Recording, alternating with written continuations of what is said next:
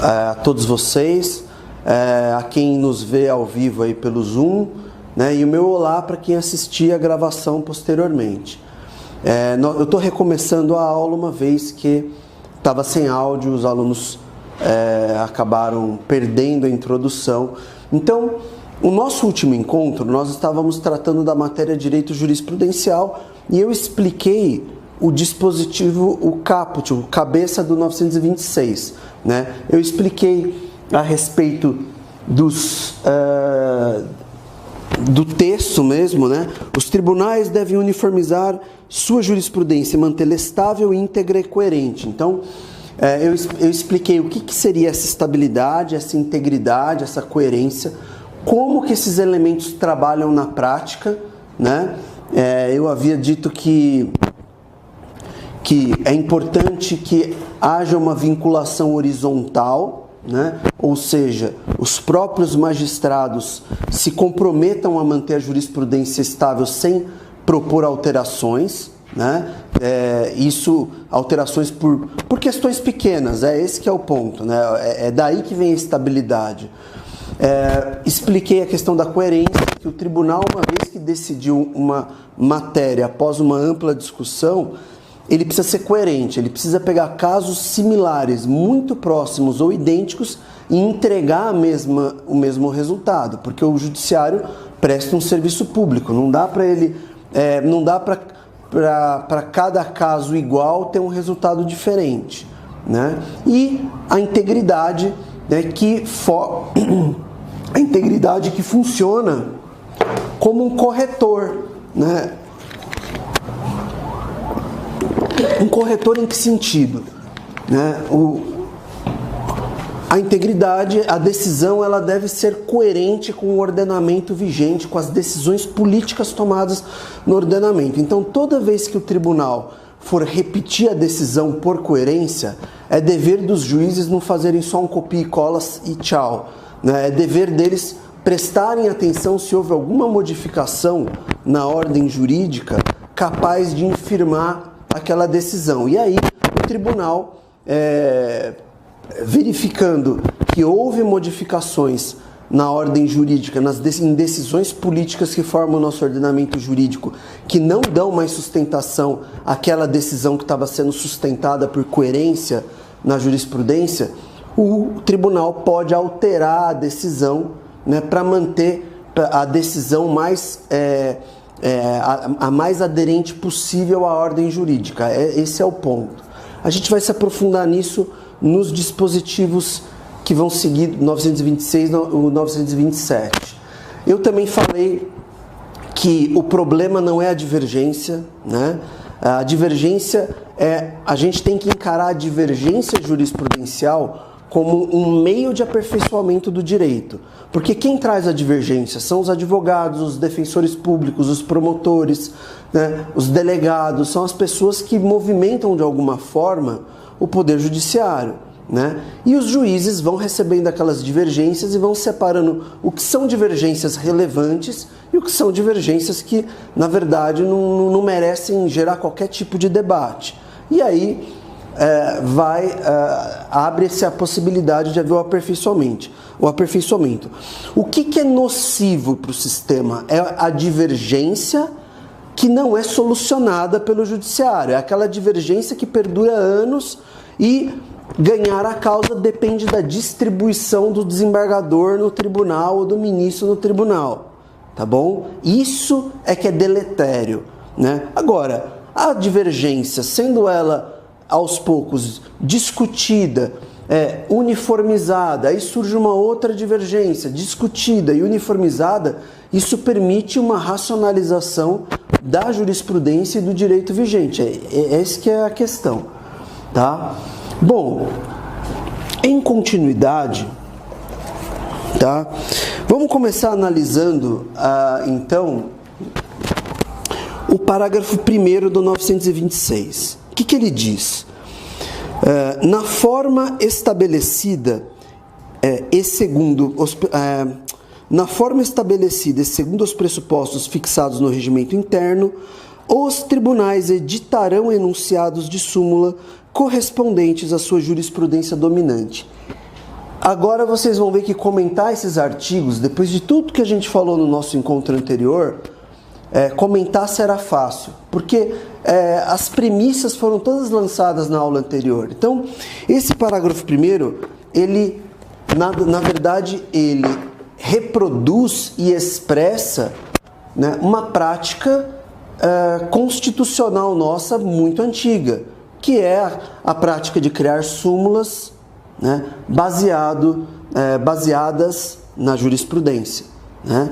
A Lei 11.417 de 2006, eu já expliquei aqui, né, também ela absorve essa história constitucional, e a emenda 45 de 2004 também. Tanto a emenda 45 quanto a Lei 11.417, tratando de súmula vinculante, fala o quê? Que a súmula vinculante será editada com mais de um julgado, né? Ou seja, o código, no parágrafo 1º do 926, ele nada mais está fazendo do que absorver essa prática constitucional. Então, para que aqui a disposição ela é até imprecisa no seguinte, ela fala: na forma estabelecida e segundo os pressupostos fixados no regime interno, os tribunais editarão enunciados de súmula correspondentes à sua jurisprudência dominante. É jurisprudência, não precisa ser dominante. Dominante é tautológico. É a jurisprudência. Então, toda vez que qualquer tribunal do Brasil, estadual ou federal ou nacional, produzir um enunciado de súmula, produzir uma súmula, essa súmula ela tem que refletir as decisões pretéritas daquele tribunal, tá? A súmula não pode, a redação dela não pode ser ambígua em relação à jurisprudência do tribunal, ela não pode ser imprecisa, ela tem que refletir exatamente a tese que foi ventilada por diversas decisões, tá bom? E isso é uma garantia, assim, a gente tem que encarar isso, gente, como uma garantia, a garantia da produção de um direito legítimo, um direito que realmente foi discutido. Se os tribunais tivessem a liberdade de editar a súmula da cabeça dos juízes na hora que eles estão ali discutindo, isso praticamente vira um parlamento sem legitimidade, né? A legitimidade de produzir súmulas deriva justamente de diversas discussões judiciais em casos concretos, e aí os juízes falam: bom, a gente está decidindo isso há um tempo, vamos fixar a tese de uma vez por todas para ficar ali estampado. Tudo bem? Ficou mais claro? Se vocês tiverem dúvidas, vocês podem interromper e perguntar, tá? Parágrafo 2º. Ao editar enunciado de súmula, parágrafo 2º do 926. Ao editar enunciados de súmula, os tribunais devem ater-se às circunstâncias fáticas dos precedentes que motivaram sua criação. Aqui, toma cuidado com uma coisa. Precedente está sendo usado de maneira genérica, como decisões anteriores, decisões que precedem, é jurisprudência, tá? Ao editar enunciados de súmula, então, os tribunais devem ater-se às circunstâncias fáticas da jurisprudência ou dos precedentes. Esse é um ponto muito importante, que é o seguinte: quando o tribunal ele constrói uma tese jurídica, interpretando o ordenamento jurídico, e veja bem, a gente sai da faculdade muitas vezes com uma imagem de que os juízes fazem uma subsunção, né? A gente tem muito isso logo no primeiro ano, né? A subsunção da norma ao fato, tarará. Mas na verdade, toda vez que um juiz decide que um artigo de lei incide num caso, existe, pelo menos na teoria, existe um pressuposto de que ele chegou à conclusão de que aquela norma é aplicável porque ele vasculhou as decisões políticas da ordem jurídica e verificou que, bom, aquele dispositivo é o mais próximo, ele tem realmente a hipótese legal, a hipótese fática mais próxima, aquela norma foi produzida em termos constitucionais, foi respeitado. Tem todas essas premissas quando você aplica uma norma. É que os juízes não colocam isso no papel, na fundamentação, porque viraria uma novela sem fim se cada vez que você aplica um dispositivo você fala isso. Então, assim, toda vez que a gente ver um juiz aplicando uma norma, ou nós mesmos, como advogados, defensores públicos, promotores, delegados, qualquer um, aplicando a norma ao caso concreto, nós estamos pressupondo que aquela é, de acordo com a ordem jurídica, seria aquilo, tá? E aí, quando o tribunal ele cria uma tese jurídica, o que acontece? Lembra que eu falei na aula passada? O autor vem e traz uma historinha, traz fatos, e o autor vem e fala, olha, esses fatos aqui são constitutivos do meu direito. Ele pode narrar um acidente automobilístico e falar, olha, eu estava ali, abriu o farol verde, né? Eu atravessei o farol e de repente o autor vem em alta velocidade, bateu passando vermelho. E isso gerou danos materiais, danos morais, ou seja, o que eu estou fazendo aqui? Eu estou contando para o juiz fatos constitutivos de um direito. Há uma indenização, dano moral, material, tá bom? E aí vem o réu e conta uma outra historinha. Ou ele também pode confessar, pode acontecer também, de ser indefensável, ele confessa e tenta fazer um acordo. Beleza. Mas o fato é o seguinte, as decisões judiciais, elas vão sendo tomadas em cima dos fatos apresentados pelas partes. Então você pega grandes questões jurídicas, né? Essas questões jurídicas têm fatos por detrás deles, né? Então, quando um juiz fala assim, olha, não é possível a antecipação da execução de pena, tá? Antes do trânsito em julgado, na área penal, tá? Antes do trânsito em julgado, o regime jurídico é da prisão cautelar, é da prisão provisória, ou seja, é o regime da prisão como exceção, tá?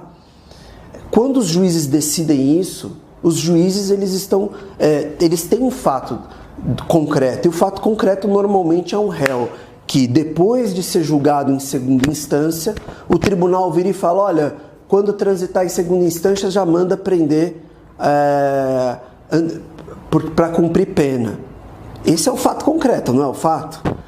E aí, então, quando vem o Supremo e fala não pode fazer isso, o STJ diz não pode fazer isso, tem um fato ali. Se isso virar uma súmula, tá? A súmula ela tem que ter como premissa as circunstâncias fáticas que deram origem àquela discussão. Porque, gente, se muda um detalhe fático,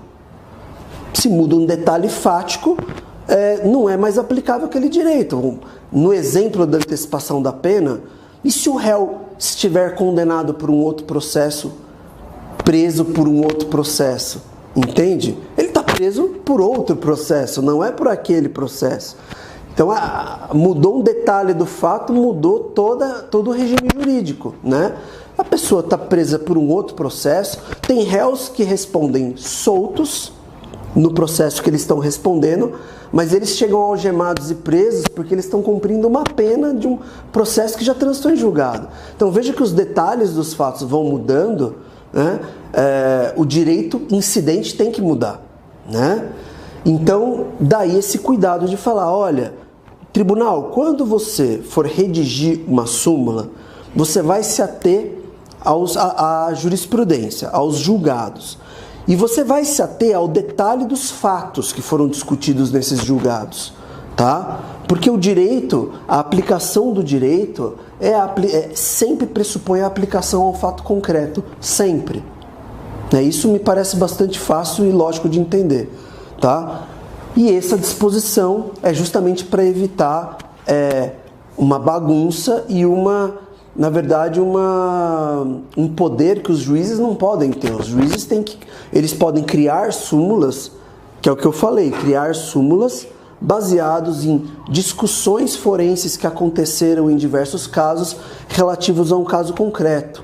E isso é o que dá legitimidade para uma súmula, né? Daí porque no artigo seguinte vem e fala uma coisa que é meio óbvia, mas que tem que falar. Tem que falar porque às vezes existe um problema, aliás, falando ainda desse parágrafo primeiro, mas de uma outra questão, que é o seguinte: Se vocês pegarem súmulas antigas dos tribunais, vocês vão perceber, faz uma pesquisa e vê como que essa súmula era aplicada na década de 70, na década de 80, na década de 90.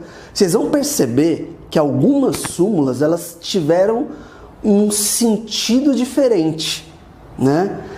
A súmula foi criada num contexto e as décadas foram se passando e os tribunais foram aplicando a mesma súmula, só que com um sentido um pouco diferente. E aí quando você começa a ler o inteiro teor das decisões que aplicaram um pouco diferente àquela súmula, os juízes, eles trazem novos valores sociais, os juízes colocam detalhes fáticos um pouco diferentes da mudança da sociedade, sei lá, algum negócio que antes era físico e agora é digital e muda a realidade. Então, quer dizer, esse dispositivo do parágrafo 1º do 926 inclusive, não deixa de ser um alerta, né? Quer dizer, se aquela súmula não dá mais para aplicar, não dá para fazer puxadinho dela, ela tem que ser revogada, tá? Ela tem que ser revogada. É uma questão que eu acho importante, porque dá muita insegurança jurídica você ter uma súmula de 30 anos e que vai mudando o sentido dela ao longo da jurisprudência. E nem sempre essa mudança ela é clara, né? E é necessário ter uma técnica de estudo desses casos para realmente identificar a mudança. Às vezes a mudança não é tão clara assim. Daí porque os tribunais, para que haja segurança jurídica, os tribunais eles devem ter muito cuidado na gestão dessas súmulas. Bom, a súmula não está cabendo muito, em vez de fazer um puxadinho da súmula, revoga a súmula, entendeu? E cria uma nova súmula baseada em novas decisões do tribunal, num contexto diferente. Eu acho que esse é o racional, é o que dá mais segurança jurídica, tá? Bom, seguindo aqui, 927. Eu acho que a primeira coisa que a gente tem que falar sobre o 927... Tá tudo bem aí na gravação? A primeira coisa que a gente pode falar no 927 é o seguinte: a doutrina tem falado que o artigo 927 do CPC é o dispositivo que cria fonte jurisprudencial de direito. Para quem está estudando agora,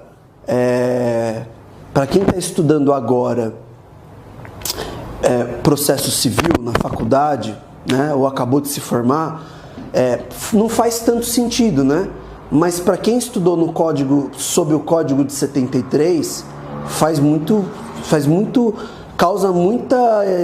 causa espanto essa afirmação, porque quem estudou antes do Código de 73 lia o que na doutrina? Que jurisprudência não é fonte de direito. A gente sabe disso, os livros antigos sempre falaram, jurisprudência não é fonte de direito. Jurisprudência é uma referência para o intérprete aplicar a lei, mas não é vinculante, não é lei, tarará, né? Então, assim, jurisprudência sempre foi visto como, no geral, como não sendo fonte de direito, tá? Exceto aquelas exceções que eu dei. Eu dei aquelas exceções constitucionais, a Constituição de 1891, que falava que a Justiça Estadual tem que se consultar e seguir a jurisprudência federal quando for aplicar a lei federal e vice-versa. A Justiça Federal tem que consultar e estudar e consultar e seguir a jurisprudência estadual quando a Justiça Federal estiver aplicando uma lei estadual. Tirando essas exceções, a jurisprudência sempre foi vista como algo que não é vinculante. Então, o 927, segundo a doutrina mais recente, ele rompe com isso. Ele vira e fala assim, olha, aqui está um artigo que cria uma fonte jurisprudencial de direito. Eu já comentei aqui também aquela discussão sobre constitucionalidade e inconstitucionalidade daquelas disposições que o Código inova, então eu não vou repetir aqui, tá? O que eu acho importante a gente... Então, mas mesmo assim eu vou repassar só as hipóteses rapidamente. Primeira hipótese, Diz o seguinte, ó, os juízes e os tribunais observarão. A palavra observarão, ela é proposital mesmo, no sentido de que, olha, devem observar, devem cumprir, devem seguir, devem respeitar, é nesse sentido. As decisões do STF em controle concentrado, isso aqui é tautológico, né, redundante, já está na Constituição. Os enunciados de súmula vinculante, também é redundante, já está na Constituição. Os acórdãos em incidente de assunção de competência, tá? Ou de resolução de demandas repetitivas e em julgamento de recursos extraordinário e especial repetitivos. Isso é novidade, né? E no nosso último encontro eu já discuti que a doutrina minoritária diz que é inconstitucional, a majoritária diz que é constitucional. Eu acho que é constitucional. Quarto, os enunciados das súmulas do STF em matéria constitucional, porque tem súmula do STF em matéria infraconstitucional, que é a época que o Supremo fazia o papel de STJ também. Ele cumulava as competências como a Suprema Corte Americana, né? E do STJ em matéria infraconstitucional. E inciso quinto, orientação do plenário ou do órgão especial aos quais estiverem vinculados.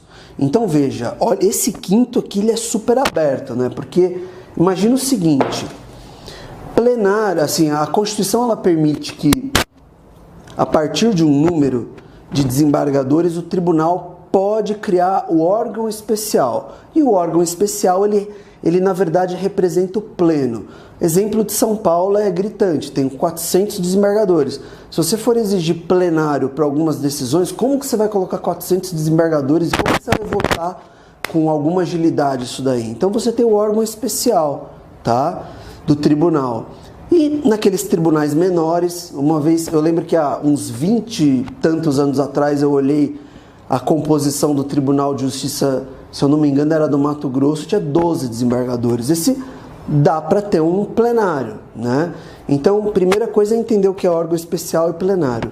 E aqui é o seguinte, todas as decisões que são tomadas no órgão especial, né, pelo órgão especial ou pelo plenário, teoricamente a questão de direito vincula todos os desembargadores e juízes, segundo a letra do Código, tá? Isso aqui é bem complexo, bem, a gente vai ver, eu vou comentar depois, como a gente está em clima de eleição, eu vou comentar um habeas corpus que o Lula impetrou e ele perdeu no plenário do STF. E aí surgiu a discussão se vinculava ou não vinculava por causa do inciso 5º do 927, tá?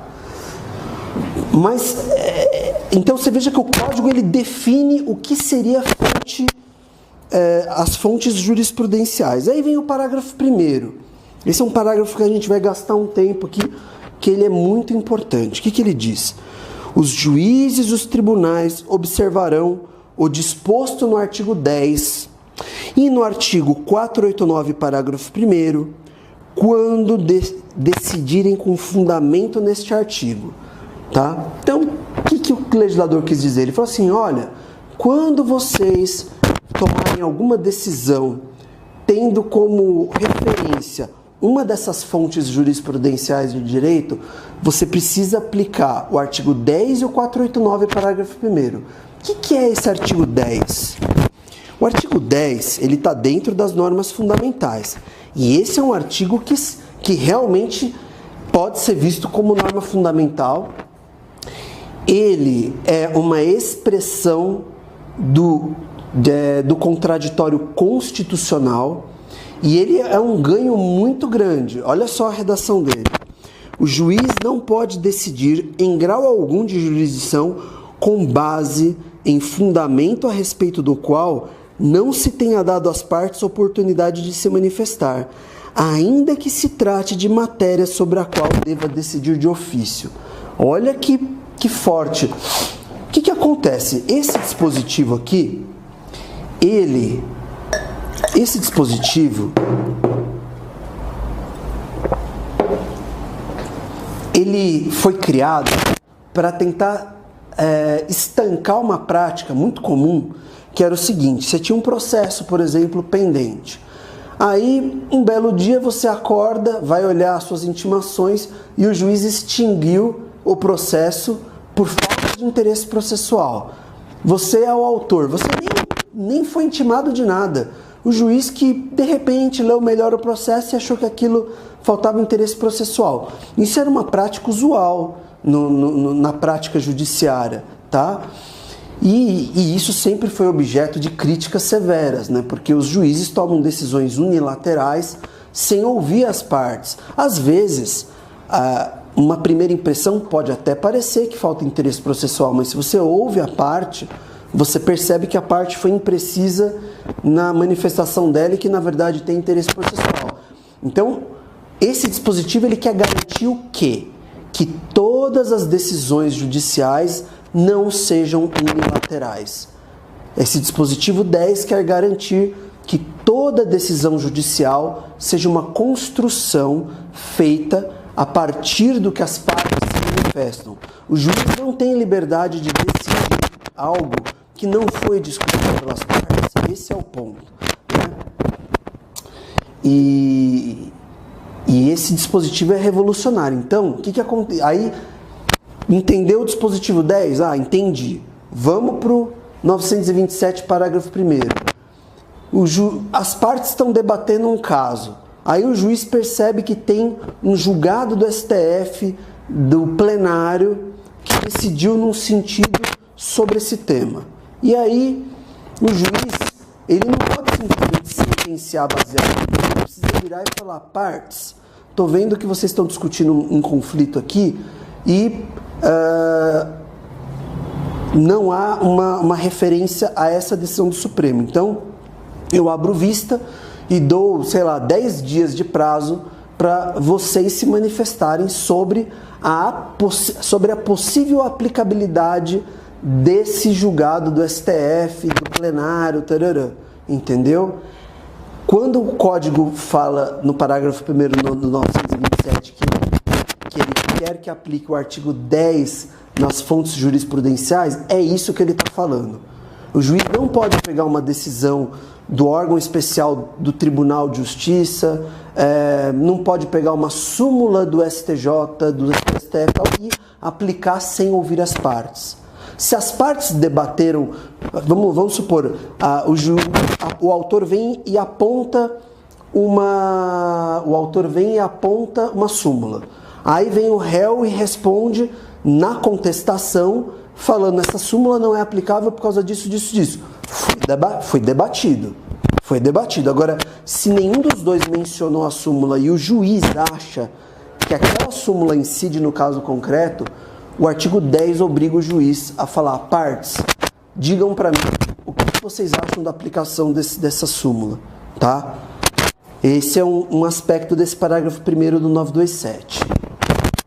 E o outro aspecto é a aplicação do 489, parágrafo 1º, tá? Então, o artigo 10, você tem que guardar na tua cabeça o seguinte: contraditório constitucional. E ele tem sido apontado como um elemento central no que alguns processualistas chamam de modelo cooperativo, tá? Eu não acredito muito nesse modelo cooperativo, mas esse artigo 10 ele é muito essencial do que alguns processualistas chamam de modelo cooperativo. Mas se você falar numa prova ou atuando profissionalmente que o artigo 10 reflete o contraditório constitucional, está corretíssimo.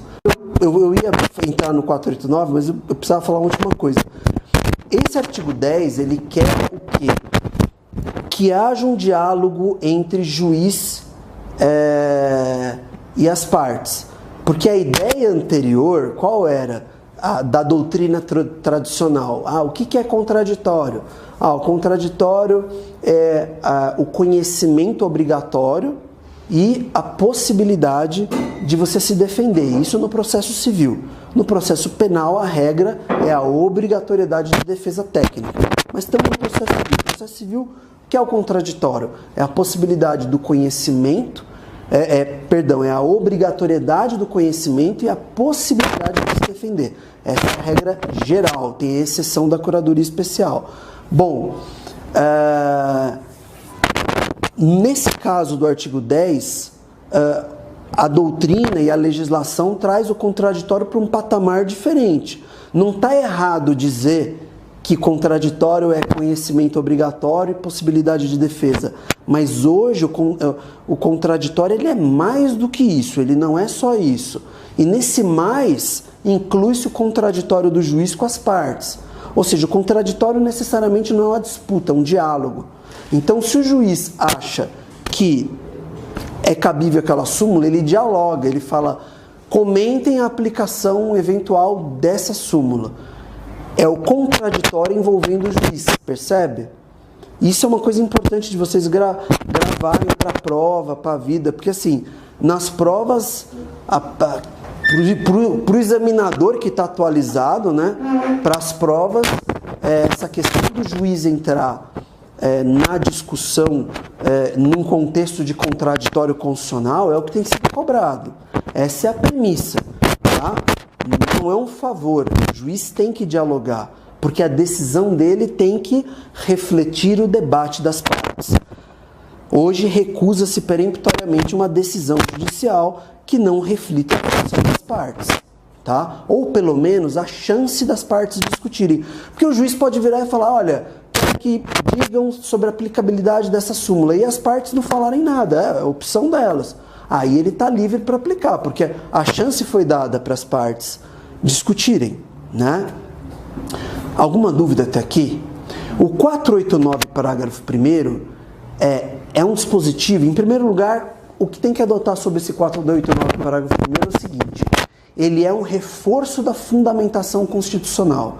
Fundamentação constitucional já está previsto no artigo 93, inciso 9, que é um bem específico sobre fundamentação das decisões judiciais, né? Mas, claro, acesso à justiça, Estado de Direito, daria para extrair daí também. Mas tem um dispositivo específico na Constituição Federal, que é o 93, inciso 9, que fala de fundamentação dos juízes.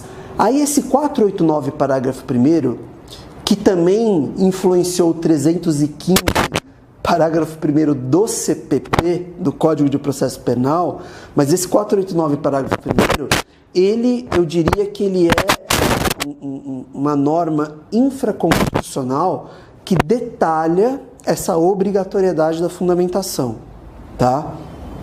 Eu vou passar rapidamente aqui o 489 para a gente ter essa noção e fazer esse link com 927, tá? 489, tá aqui. Olha só, o 489,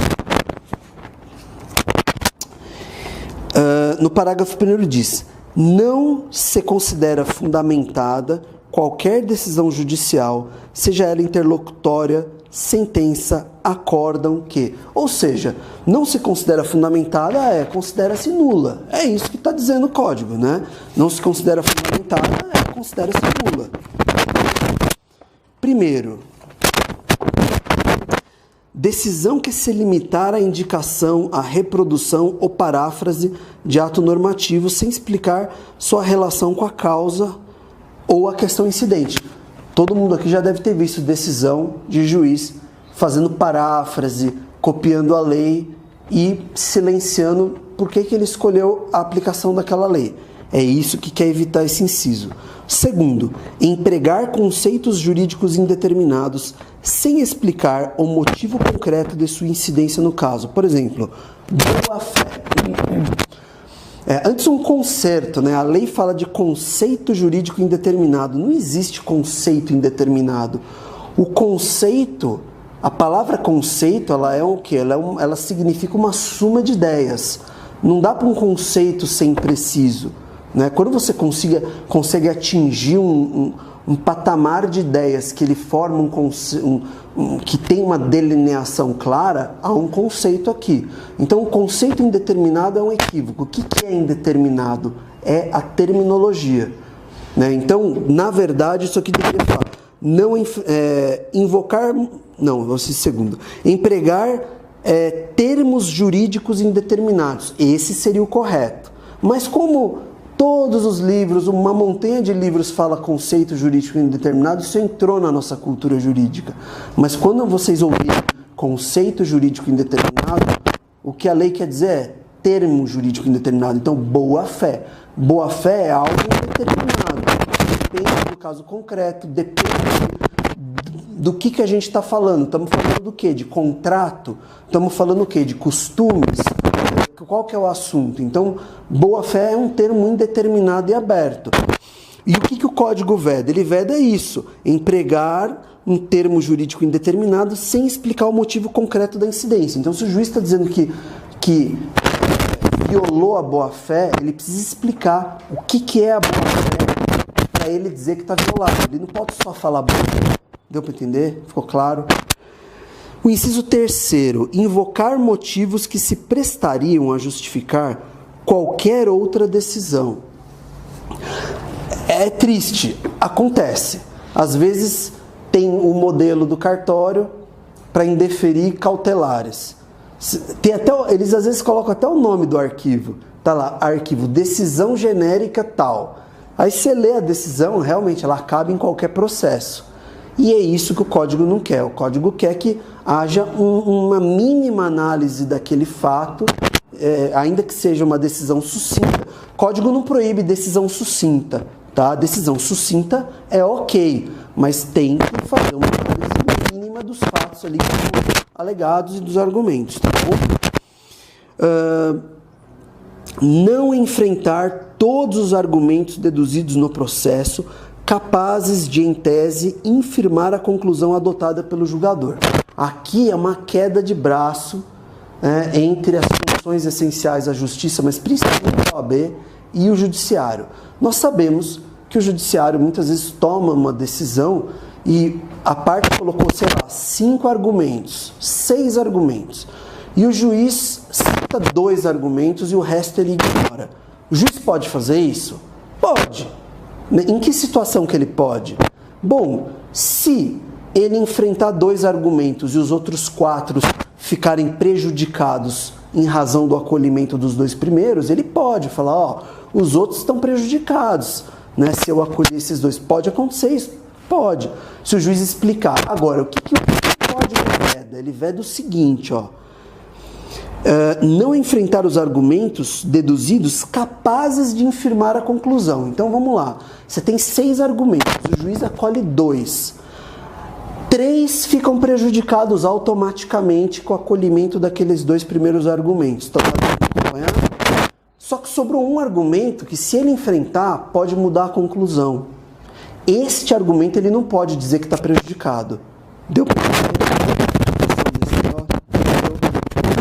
isso, a lei ela foi... Eu achei que o legislativo foi sábio nisso aí. Porque o que os juízes fazem? O que muitos advogados fazem, defensores públicos, as partes em geral? Coloca lá, sei lá, 10 argumentos.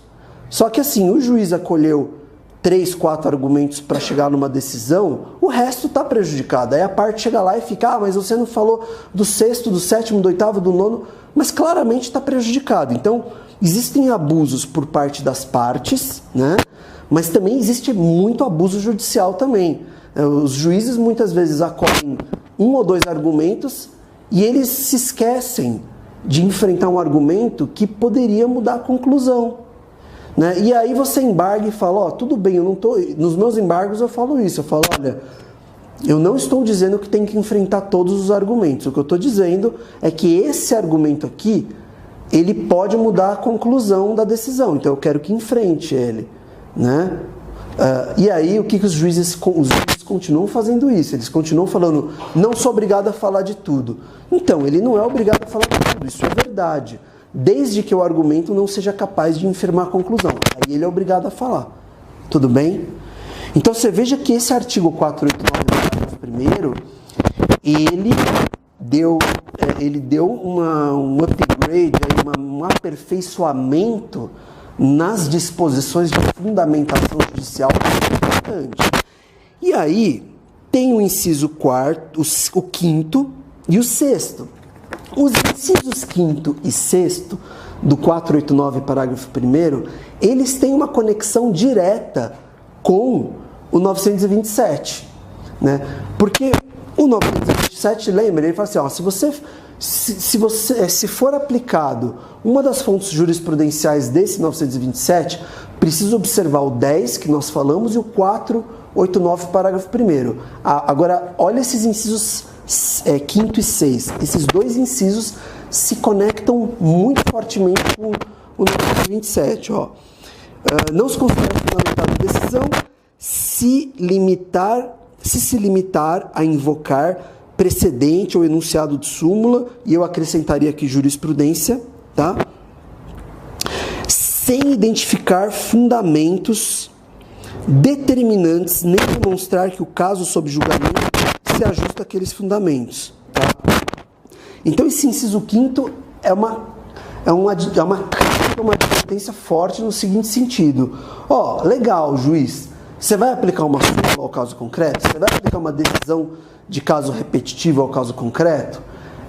Você vai aplicar uma decisão de controle concentrado no caso concreto? Legal, né? É sua obrigação mesmo respeitar essas decisões vinculantes. Agora, será nula a decisão se o juiz não explicar por que ele está aplicando aquilo. Ele não pode simplesmente falar: aplico julgado tal e julgo procedente. Não dá para fazer isso. O que diz aqui claramente? Que não se considera fundamentado se ele se limitar a invocar o precedente, a súmula, a jurisprudência, sem identificar os motivos determinantes, nem demonstrar que o caso sob julgamento se ajusta àqueles fundamentos. Então, ele precisa demonstrar que os fatos são idênticos ou muito similares, que a questão jurídica é muito similar ou idêntica, e aí virar e falar: olha, então isso aqui, essa decisão, esse precedente, essa súmula, essa jurisprudência se aplica a esse caso. Se ele não fizer esse raciocínio, não se considera fundamentado.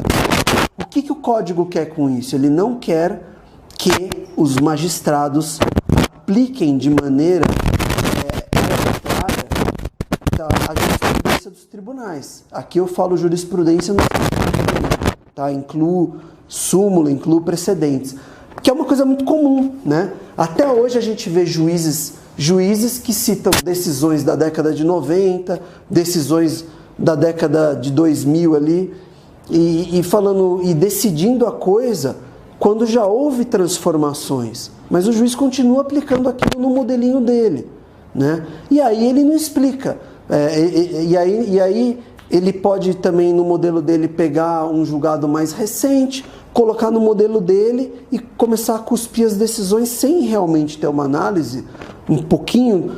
É o que eu costumo falar: a gente tem que respeitar o seguinte: os juízes trabalham muito, eles têm muito trabalho, muito. Mas também não imagino que os juízes façam uma dissertação de cada decisão, mas os juízes precisam tomar esse cuidado.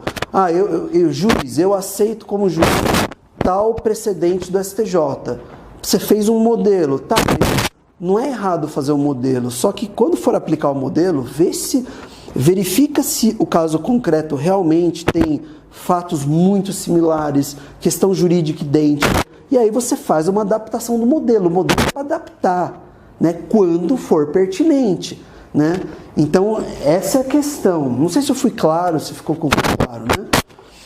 Aí tem o outro inciso, que tem uma conexão muito forte também, que é o 6º. Na verdade, todos esses incisos se conectam com o 927, mas o 5º e o 6º são muito fortes. Olha o 6º. Considera-se não fundamentada a decisão que deixar de seguir enunciado de súmula, jurisprudência ou precedente invocado pela parte, sem demonstrar a existência de distinção no caso do julgamento ou superação de entendimento. Então, vamos lá. É a questão que a gente estava discutindo. Esse inciso 6º, ele tem uma ligação muito forte também com o artigo 10, né?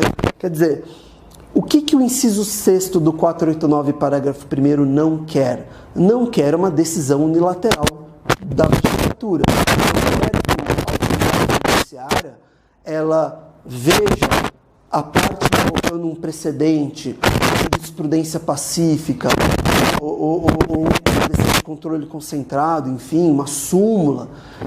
E o juiz ou a juíza olha aquilo, não aplica a fonte jurisprudencial pela parte e não aplica sem explicar por quê. Você vai ler a decisão, isso é tão comum ainda hoje. Você pega lá a decisão do tribunal de segundo grau. O juiz recusa o que você está falando e não explica por quê. Como eu estou atuando na área criminal, eu tenho vários exemplos. Exemplos de, olha, toda a prova, por exemplo, pronúncia no júri, que é onde eu estou trabalhando. O que diz o STJ? A pronúncia não pode se basear, a pronúncia, a remessa do réu para o conselho de sentença para ser julgado pelos jurados, não pode se basear em elementos exclusivamente de inquérito policial, tá? Então, no inquérito, as testemunhas incriminam o réu, só que chega em juízo, elas falam, não foi isso que eu disse, fui mal interpretado, e acabou a prova, tá? Qual é o destino desse processo? É impronúncia, né? Não pode ser mandado para o júri. E o STJ fixou essa tese de maneira firme. Você chega para o Tribunal de Justiça e fala, olha,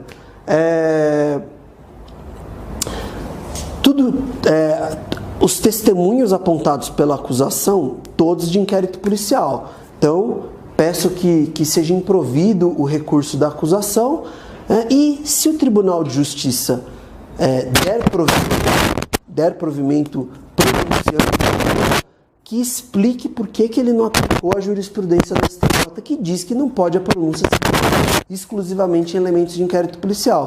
Aí que muitas câmaras pronunciam e não falam nada do STJ. Aí você embarga, continua falando, eu não preciso falar de tudo, entendeu? E aí você tem que entrar no STJ com habeas corpus. Então, esse comportamento existe no direito privado, muitas vezes, no direito público. Então, assim, o que eu não quero que o juiz seja arbitrário na recusa das decisões superiores que são vinculantes, tá? Porque isso, gente, viola o Estado de Direito, sabe? Eu me submeto à lei produzida por uma instituição, não por um juiz, né? A instituição já produziu uma interpretação vinculante, aquele membro da magistratura não pode fazer uma decisão da cabeça dele só porque ele quer, ele precisa explicar uma distinção. Ele pode virar e falar, olha, o STF decidiu isso, é verdade, mas nesse caso concreto tem uma especificidade fática, tem um novo dispositivo que surgiu, que foi aprovada uma lei recentemente que mudou a questão, então eu não vou aplicar o julgamento do STF.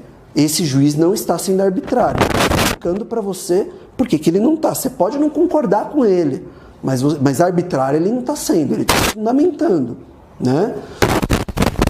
Então, vejam que o 489, agora voltando então ao parágrafo 1º do 927, foi uma costura bem feita do o artigo 10 e o artigo 489, parágrafo 1º, para que todos os juízes, seja de primeiro grau, segundo grau, e os ministros também, que antes de eles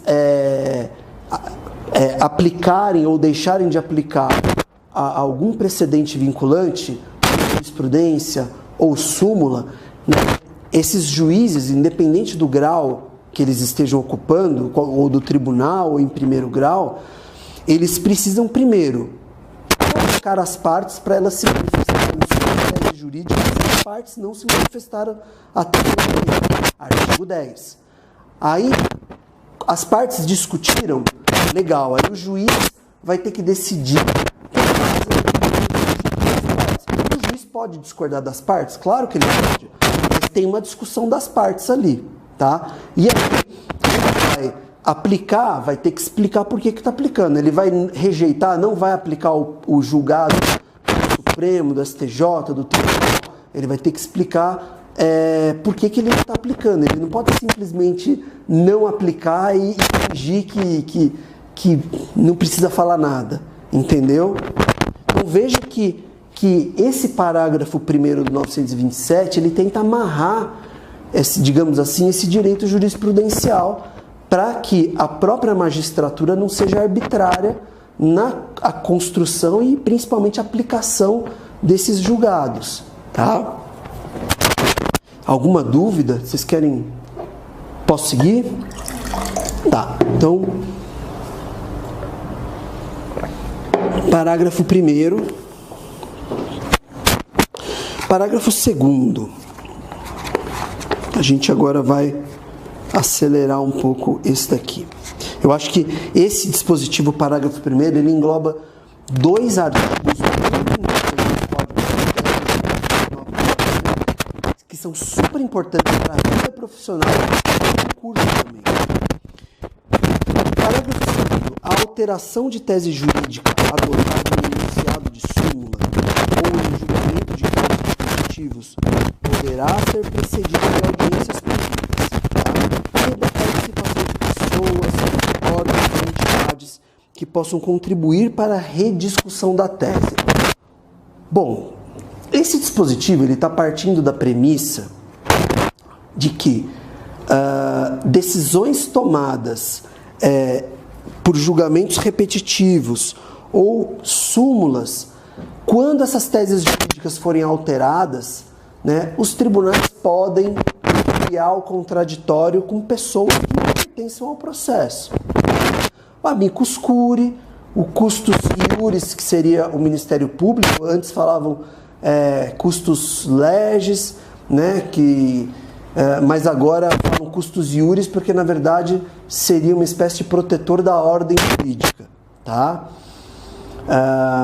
E nós temos também a figura do custos vulneráveis, que eu não vou me aprofundar aqui, né, que seria realizado pela Defensoria Pública, enquanto o Ministério Público ele pode atuar com fundamento institucional, ou seja, sem representar nenhuma pessoa. O MP pode atuar como uma espécie de fiscal da ordem jurídica, manifestando a melhor interpretação do direito na opinião do Ministério Público, né? A Defensoria Pública, né, como fiscal da ordem jurídica, digamos assim, na perspectiva dos vulneráveis, pode também trazer uma contribuição. Ela não está representando nenhuma pessoa física ou jurídica, mas a Defensoria com fundamento institucional vem e se manifesta no processo, mas na perspectiva dos vulneráveis. Tá? A fundamentação que se tem dado para os custos vulneráveis é o artigo 4º, inciso 11, da Lei 80 de 94. Tá? No nosso livro, comentários à Lei Orgânica da Defensoria, da Lei 80, eu, Gustavo Junqueira e o Gustavo Reis, a gente comenta sobre custos vulneráveis longamente, tá? Ao comentarmos o artigo 4º, inciso 11 da Lei 80. Então, quem quiser se aprofundar, pode ir atrás em biblioteca, tirar cópia disso para se aprofundar. Mas veja bem, voltando aqui ao parágrafo 2º, né, o que esse dispositivo está falando?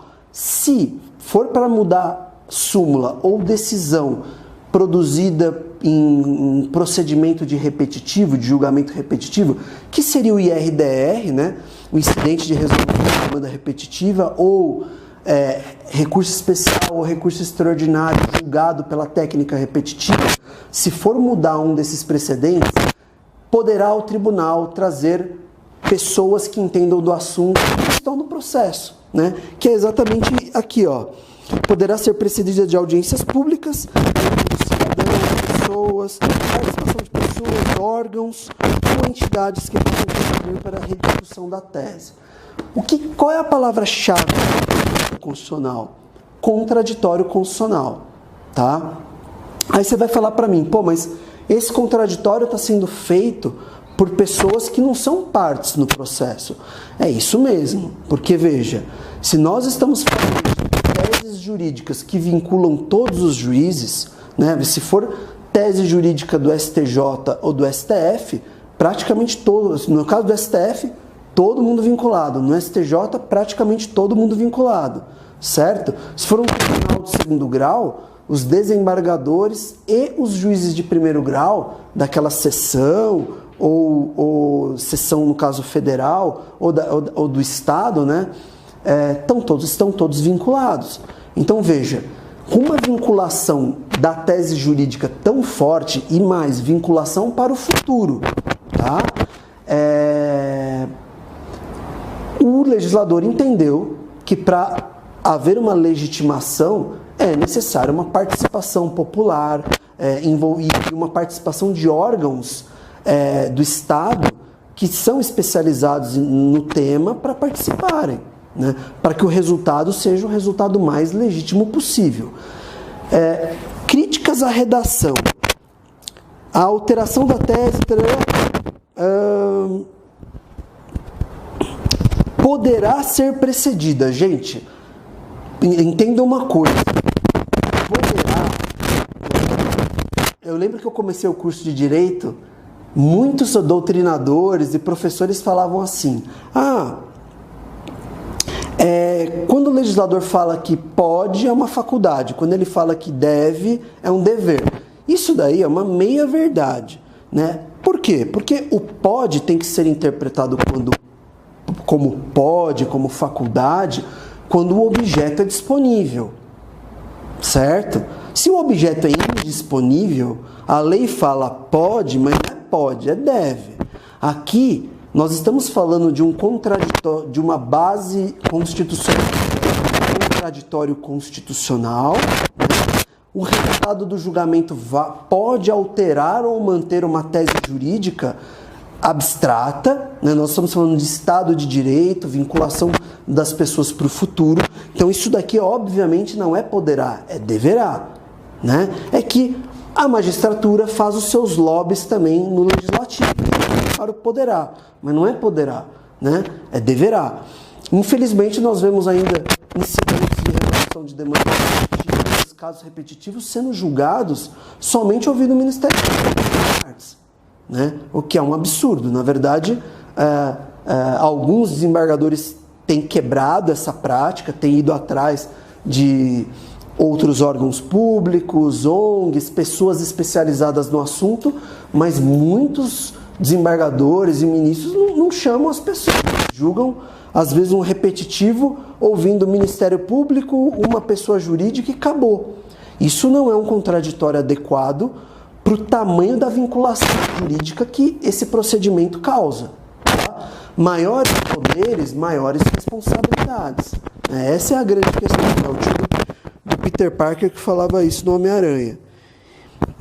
Então, contraditório constitucional, participação de amicus curiae. Amicus curiae pode ser tanto pessoa jurídica como física, o custos iuris, que é o fiscal da ordem jurídica, que é o MP, e aí o custos vulnerables, que seria, digamos, um tutor ou protetor dos vulneráveis, que seria a Defensoria Pública. Mas nós temos aqui no amicus curiae também as ONGs relativas aos temas que são discutidos nos tribunais, tá? E só para concluir o comentário ao parágrafo 2º, para quem está comentando, para quem está anotando, eu entendo que o parágrafo 2º, ele na verdade gera uma obrigatoriedade, né? Ele na verdade ele gera o quê? Requisitos de validade para uma decisão realmente válida. Estamos de volta, caiu aqui a gravação, então eu vou falar o finalzinho do parágrafo 2º, que eu terminei falando desse parágrafo 2º do 1927, dizendo o seguinte, que, para mim, o parágrafo 2º ele constitui um requisito de validade da decisão que mantém ou altera a tese jurídica. Tá? Se não houver um contraditório constitucional adequado, os juízes, o jurisdicionado, eles têm liberdade para dizer, olha, para mim essa decisão ela não respeitou o contraditório constitucional e, portanto, ela não é vinculante. Essa é a minha opinião sobre esse parágrafo 2º também. O parágrafo 3º, pessoal, é sobre modulação de decisão. Esse comentário vai ser rápido. O que diz o parágrafo 3º? Na hipótese de alteração de jurisprudência dominante do STF e dos tribunais superiores, ou daquela oriunda de julgamento de casos repetitivos, pode haver modulação dos efeitos da alteração no interesse social e no de segurança jurídica. Primeira falha desse parágrafo 3º é o seguinte: o parágrafo 3º ele é aplicável a todas as fontes jurisprudenciais de direito, tá? E não só, como diz o artigo, e não jurisprudência dominante do STF ou decisões de julgamento de casos repetitivos.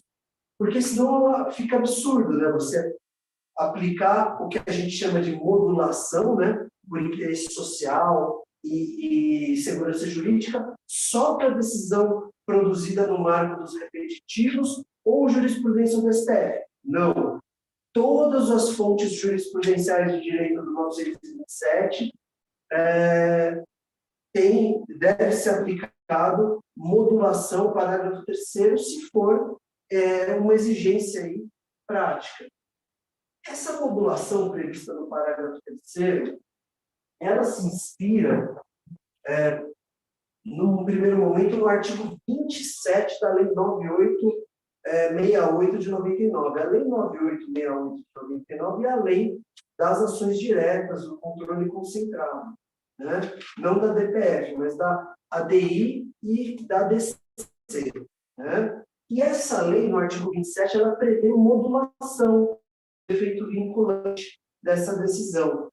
Tá? O CPC pega a ideia da modulação e coloca nas fontes jurisprudenciais de direito, amplia.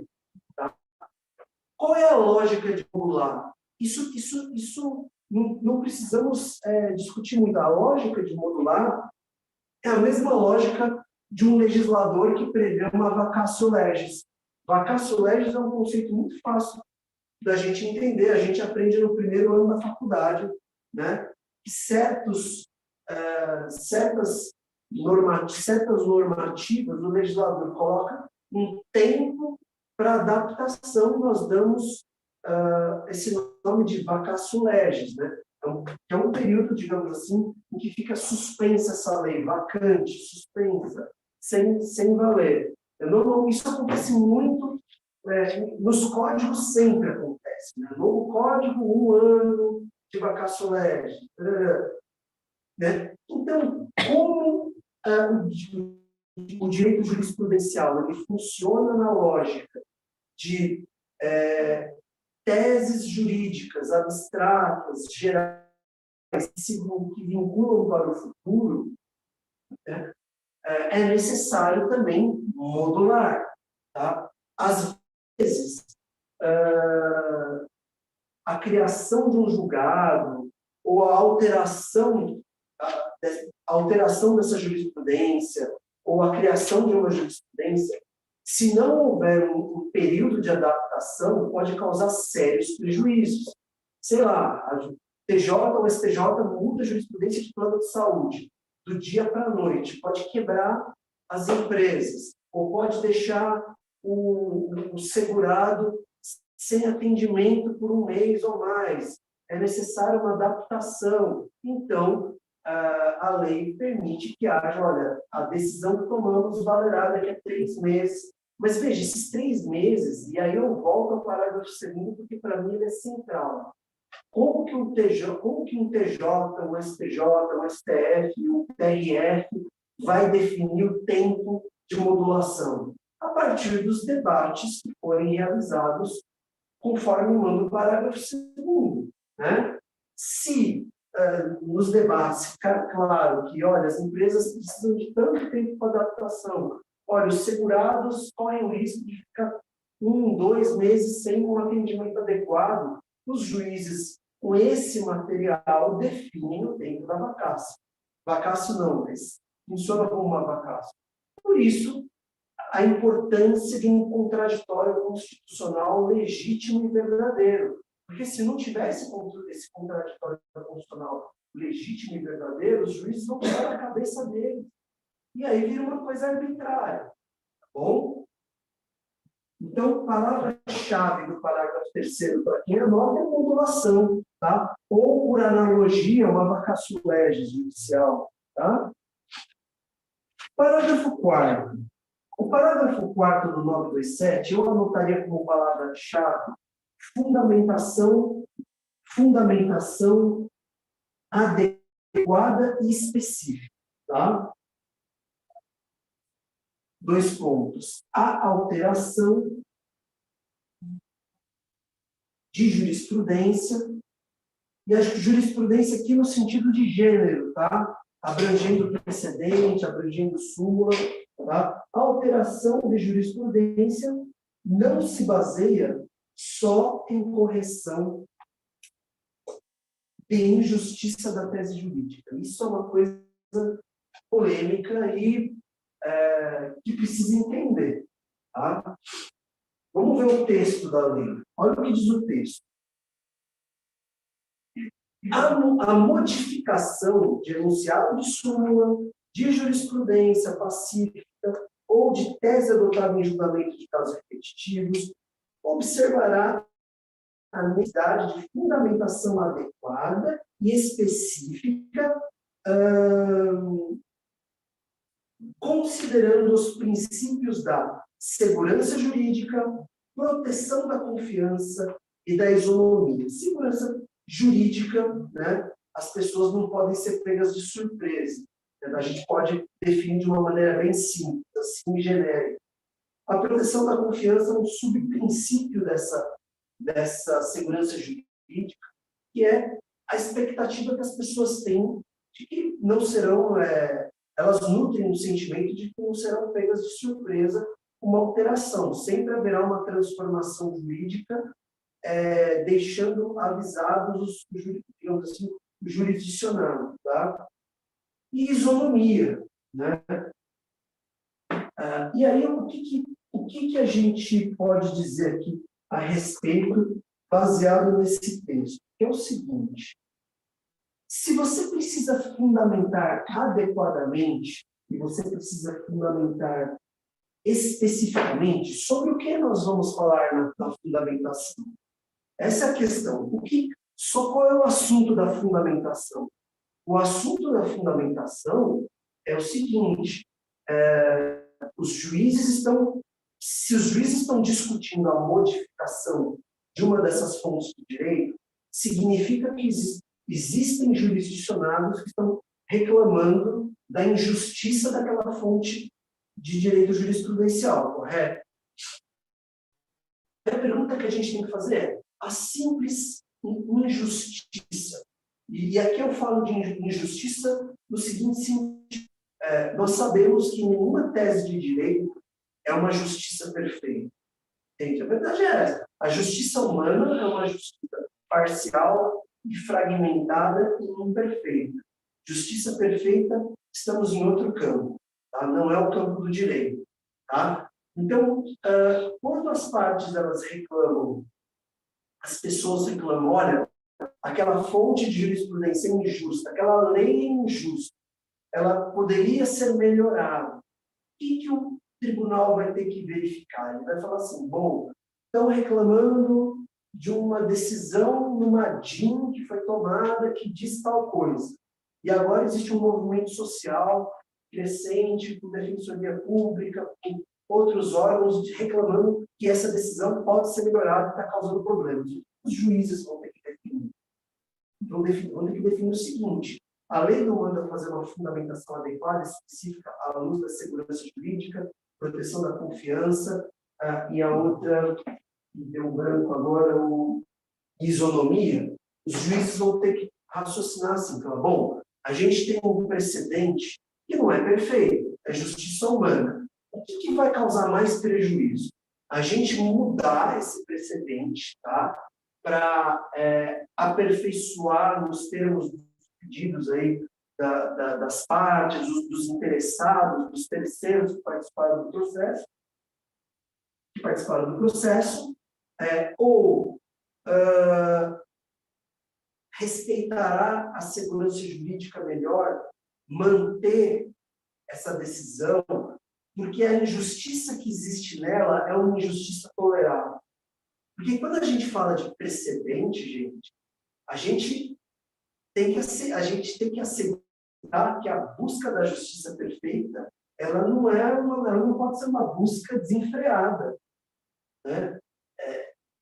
A gente sai da faculdade romantizando, vamos melhorar o direito, e o direito precisa ser aperfeiçoado, precisa principalmente incluir as minorias, né? Mas a verdade é a seguinte: quando a gente fala de um sistema de precedentes, ou um direito jurisprudencial, que você tenha decisões mais estáveis, isso tem um preço na justiça. E o preço da justiça é, olha, nós vamos alterar o direito jurisprudencialmente para tornar esse direito mais justo, mas não dá para fazer isso toda hora, porque tem o valor da segurança jurídica.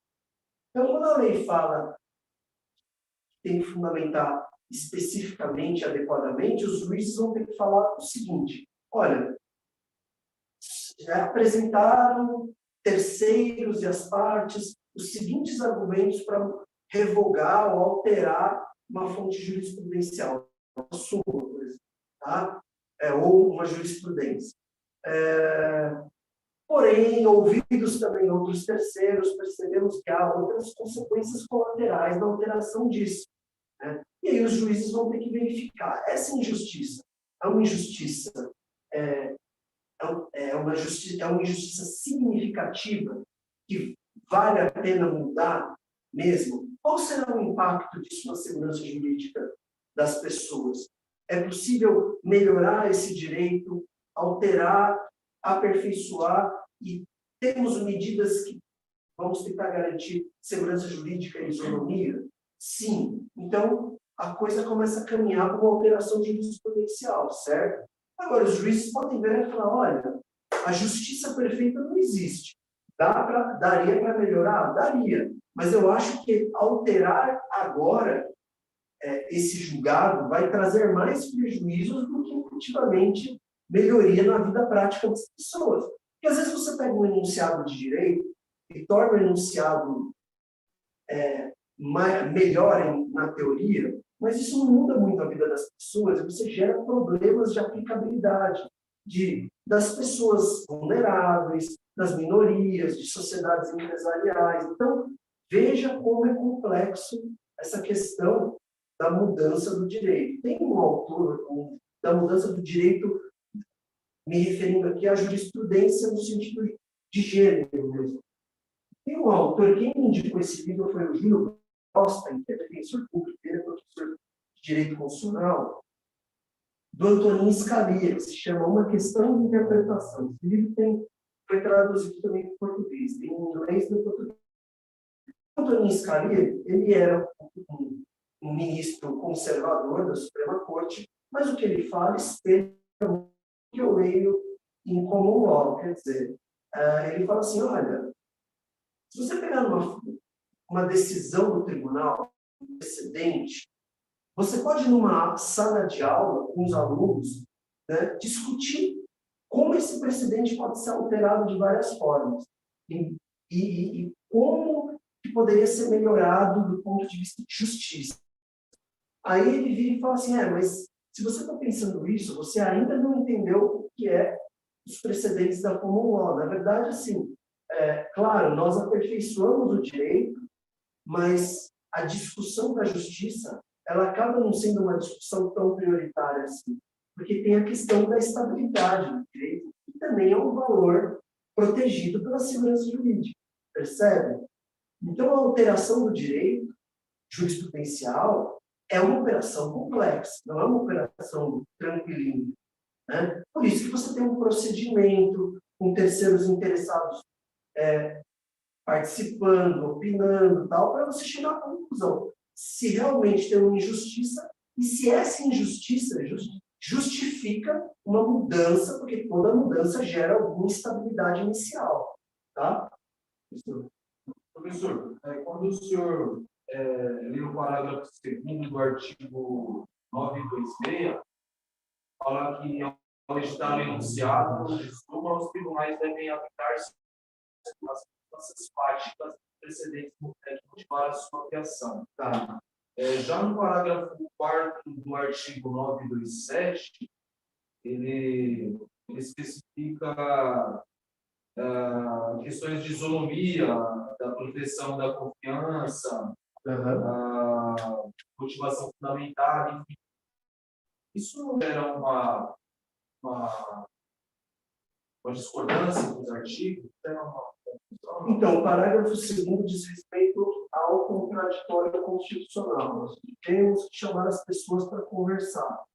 E o artigo 4º, o parágrafo 4º do artigo 927, ele diz respeito mais ao momento de decisão e os critérios dos juízes, entendeu? Então, eles estão encadeados nessa lógica. O parágrafo 2º fala mais de procedimento no sentido de quem vamos ouvir, quem devemos ouvir, tá? Para formar uma massa crítica para a gente poder decidir. E o parágrafo 4º se refere mais à fase decisória, em que os juízes vão avaliar a gravidade da injustiça alegada, vão avaliar a questão da mudança de jurisprudência na perspectiva de segurança jurídica, né, proteção da confiança e isonomia. Deu para entender? Então, tipo assim, não as redações não são maravilhosas, código, mas existe um encadeamento lógico dessa forma. Ficou claro ou não? Claro. Parágrafo 5º. Vamos ao parágrafo 5º. Diz o seguinte: os tribunais darão publicidade a seus precedentes, organizando-os por questão jurídica decidida e divulgando-os preferencialmente na rede mundial de computadores. Primeiro problema do parágrafo 5º é o seguinte: ele fala só de precedentes. O dispositivo diz menos do que ele deveria dizer, tá? Essa publicidade ativa, ela tem que valer para precedentes em sentido estrito, jurisprudência e súmula. A primeira aula eu trabalhei esses conceitos, que é justamente para a gente não patinar, né? Não faz sentido o tribunal organizar precedente em sentido estrito, por tema, por cronologia, e colocar ativamente na internet cidade, e jurisprudência e súmula fica ao léu, largado, bagunçado. Então, o tribunal, aqui, a lei disse menos do que deveria. Precedente, súmula, jurisprudência. Tudo isso deve ser organizado por matéria, cronologicamente e, de preferência, colocado na rede mundial de computadores para ter um acesso. E aí a gente resgata aquela questão histórica dos law reports, né, que a gente conversou. Não tem como você ter um direito jurisprudencial se você não tem o quê? Se você não tem o quê? Repositórios públicos e compartilhados, né? Os repositórios, eles têm que ser públicos. A internet funciona muito bem com esse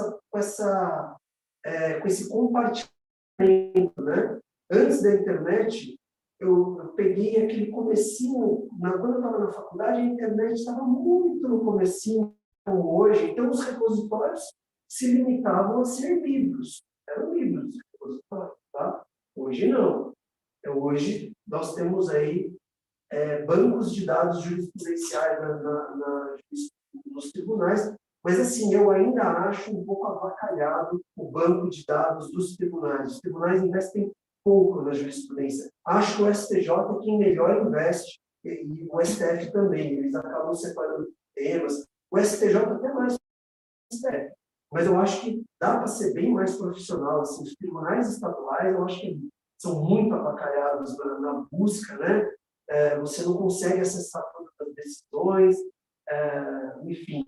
Mas, veja, é uma ferramenta importante para o direito jurisprudencial, esse banco de dados público e compartilhado. Para isso que existe esse parágrafo.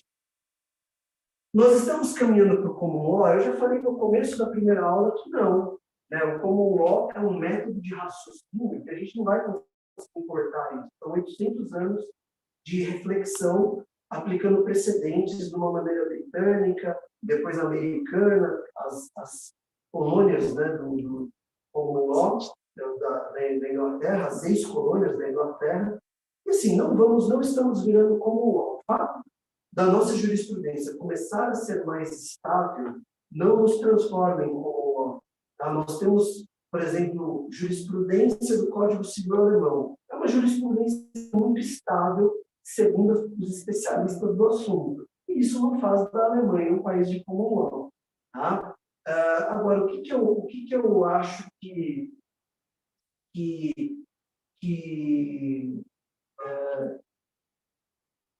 é importante aqui nesse assunto, né? Nós precisamos de mais legislação vinculando jurisprudência? Não. Para mim, o que eu acho mais importante é a ética dos juízes realmente seguirem a jurisprudência que eles criam, né? Então, nós temos problemas práticos nos nossos tribunais que não dependem de lei para serem resolvidos, dependem de uma mudança de comportamento dos juízes. Então, por exemplo, decisão monocrática.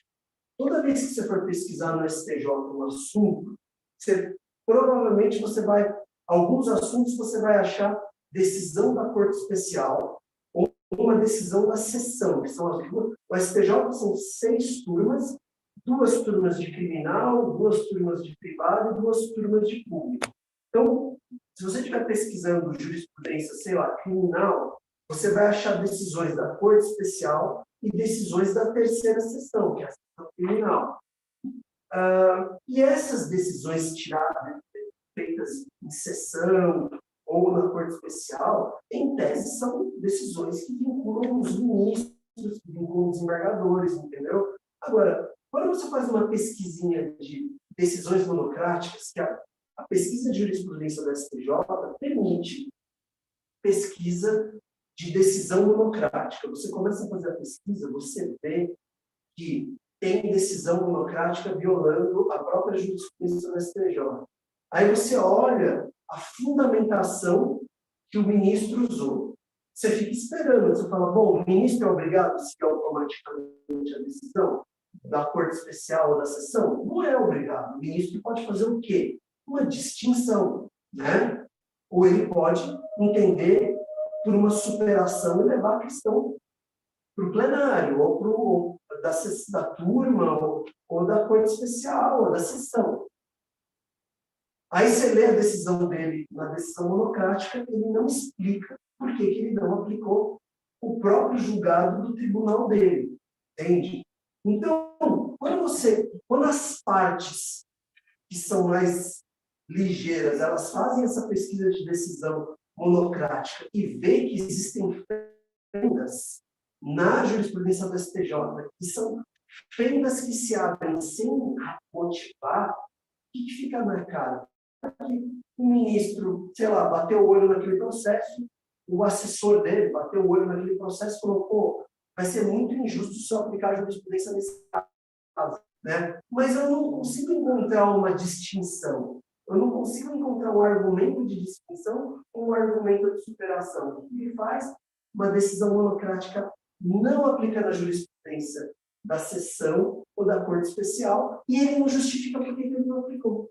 Entendeu? Então, quer dizer, esse é um comportamento que induz litigiosidade. Porque se eu, Daniel, sou defensor público do criminal, vejo que uma decisão da Corte Especial ou da seção criminal fechou uma tese que prejudica o meu réu, mas eu faço uma pesquisinha de decisão monocrática e eu encontro decisões monocráticas que não aplicaram a decisão e não explicaram por quê, eu vou entrar para habeas corpus, não vou.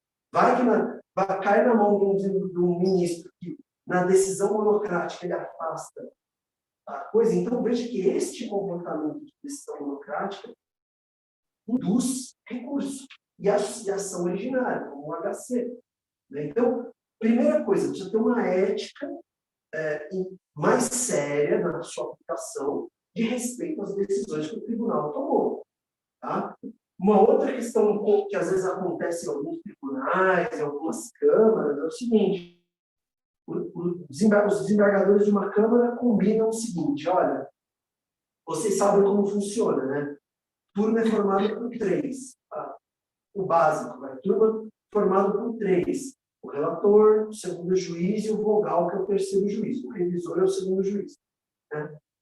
E aí isso vira um círculo na Câmara, porque a turma é formada do mais antigo para o mais novo. Né? Então, viram, eu sou o segundo vogal, né? Eu sou o segundo juiz nessa turma, eu sou revisor, mas na outra eu sou o relator e na outra eu sou o terceiro juiz.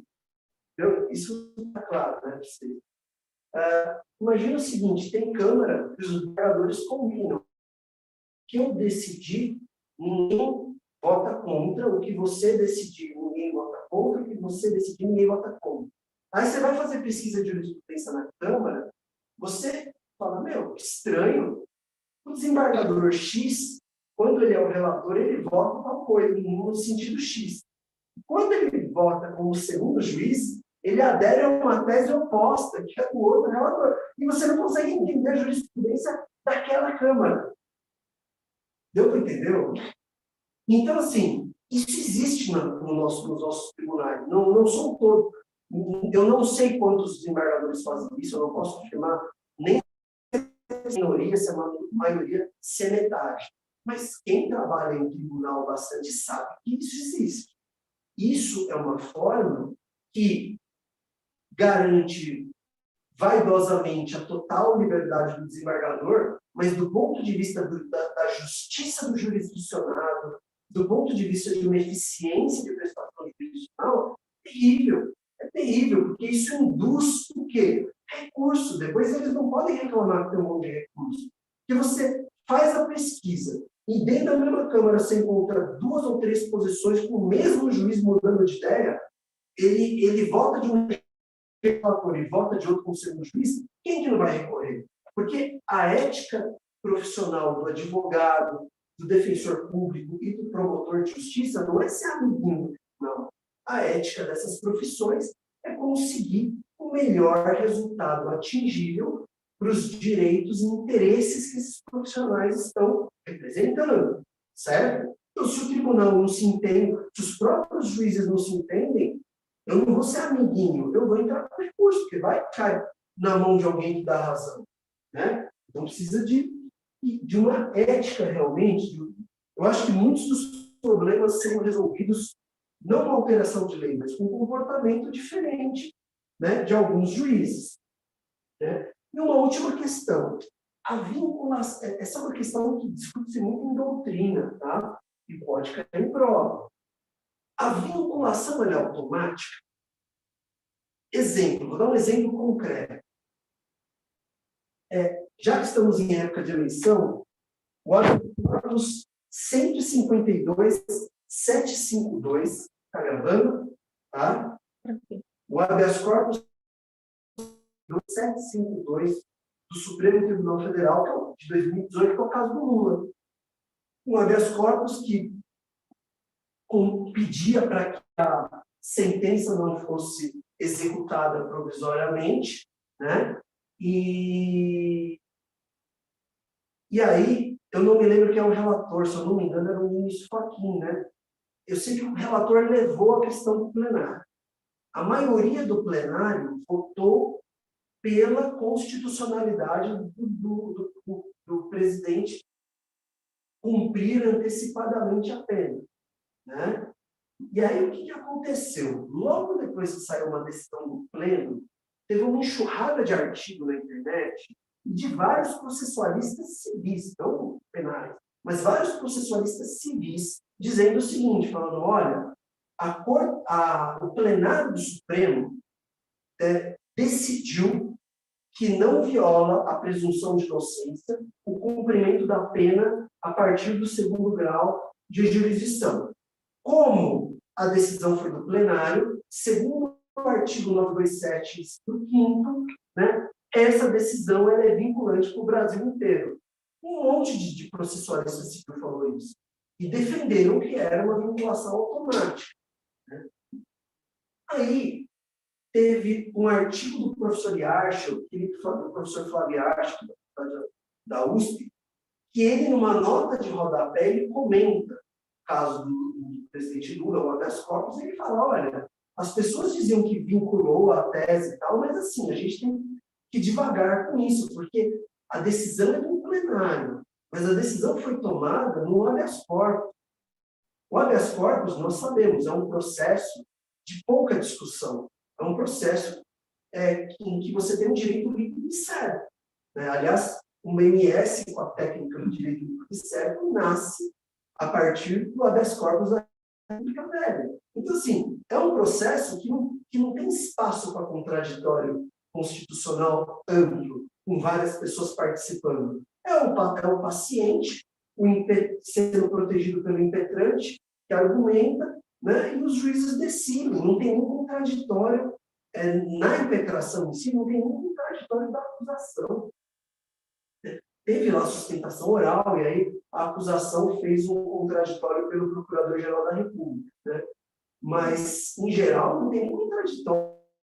Os juízes julgam ali o pedido com o documento, baseado no documento. Então, o professor Yarshall falou, olha, não dá para a gente aceitar que uma tese seja vinculante num meio processual que tenha quase nada de contraditório. Ah, mas os ministros discutiram a exaustão. Bom, desde quando o contraditório constitucional se limita a juiz discutindo tese? Isso é um pedacinho de nada do contraditório. O mais importante do contraditório constitucional é as partes poderem participar, os terceiros poderem participar, trazer os seus pontos de vista, suas perspectivas, para que aí sim os juízes possam discutir um monte de subsídios, né? Então, o professor Yarshall fez essa ponderação. O professor Walter Piva Rodrigues, que aposentado aqui também da Faculdade de Direito da USP, ele é desembargador do TJ, ele defende que essa vinculação não é automática, porque é possível fazer distinções, né? Distinções, superações, né? E aí, minha gente, no próprio common law, a vinculação não é automática. Eu já expliquei aqui que o advogado, e isso assistindo isso foi muito legal. Eu já comentei aqui que eu fiz um curso com o professor Pierre Legrand, né, que é um comparatista respeitadíssimo, e ele está explicando isso, falando, um advogado inglês, ele chega e traz uma técnica, e ele fala, olha, aplicado a esse caso é esse precedente. Aí vem o advogado do réu, e ele vai falar, não, esse precedente não se aplica, porque tem essa diferença de fatos, o contexto histórico é diferente, tem uma tecnologia que não foi considerada no julgado anterior, percebe? Não existe vinculação automática. No mundo do common law, tudo na verdade, na vida real, tudo é um potencial precedente. Vai ter que discutir no tribunal se aquilo é ou não precedente. Entende? No Brasil, o código projetou de uma maneira que, diferente do mundo law, precedente não é uma construção do caso concreto. O precedente ele é a chegada. As pessoas já chegam falando que é isso, e praticamente se aplicam como um lei.